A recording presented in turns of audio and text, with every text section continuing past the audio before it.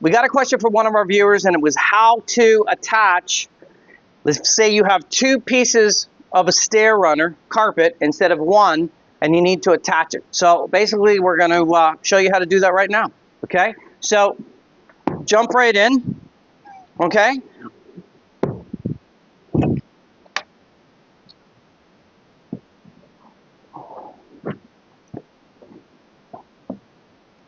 Now this could be if you made a mistake or you're short and you need to add a piece. I'm just going to cut this right off. Okay, so you can see it in real time. So let's get this piece finalized in here. We're not using smooth edge today or tack strip. We are just using an electric gun staple, kicker, and a few tools. We've got our spacer here, right? Because we want to make sure that we're keeping everything spaced right. So watch, we're just going to do a real quick install here. Okay, so what I'm going to do is I'm going to take pressure on my kicker. But we're just going to finish this off like normal, like we would normally do an install. I'm just going to score this so it's a little creased and a little bit easier for the staples to adhere to or get through, right, without punching up. If it's too much pressure, this thing's just going to pop off.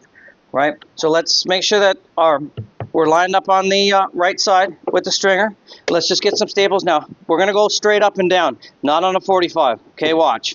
1, 2, and 3. See, my gun is hitting the nose here. That's how you want it. You want it to be, instead of on a 45, you want it to be straight up and down. You don't want to hit them when you cut. Okay, pressure. See, I have a pressure on my hip. We're angled out here. We are not going to double tap at the end. Now we're just going to finish the same thing here. Okay, so now we're down. We need to crease that more. Okay, super crease. It's like a Rick James song. Super crease, she's super creasy. Okay, let's make sure we get a sharp knife.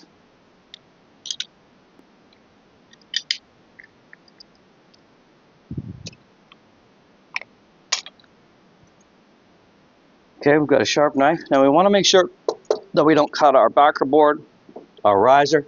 So when we go in here, make sure that you are nice and tight in here. And we almost want to put our knife flat. We don't want to hit the staples. If we're up on an angle, we might hit the staples. If we're down low, we're going to cut shallow. Ready? Here we go. To the middle. Came off nice. Okay. Now let's go from the right hand side. Same thing. Okay. Beautiful.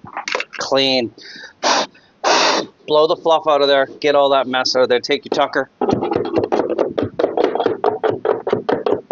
Okay, and tuck that down. Now we've got that piece cut beautifully.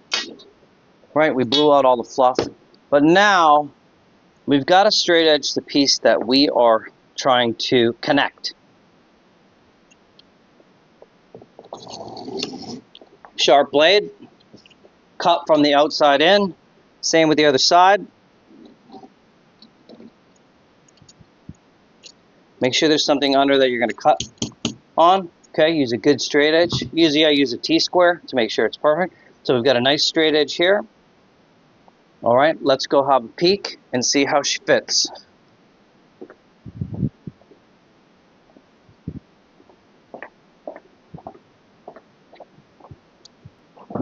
Now the idea is to connect it where no one's going to see it.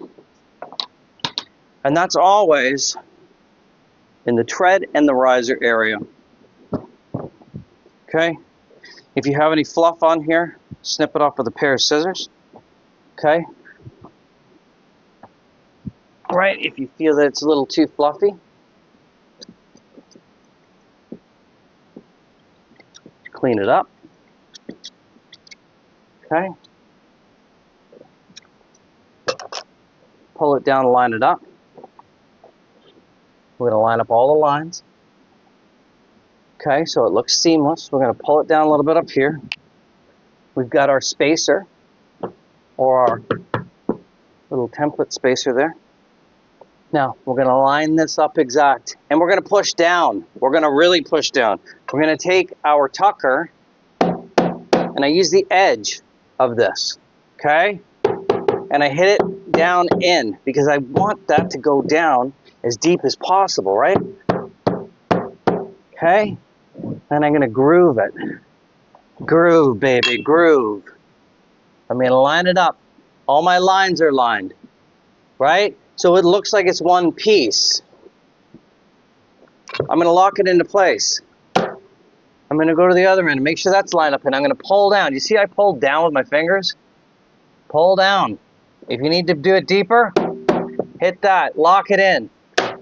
Take your staple and split the pile and put your staple behind the pile so you do not get indentations. Okay? Try to keep my arm out of the way so you can see. I'm just going to put behind the pile. I'm going in the lines of this herringbone stair runner pattern. And you can do this on normal stairs. You can do this on stair runners. Okay? So we straight edge this. It's clean. It looks good. We're going to pre-bend, pre-form. We've got our spacer up here, 45-degree angle, double tap. And then every inch.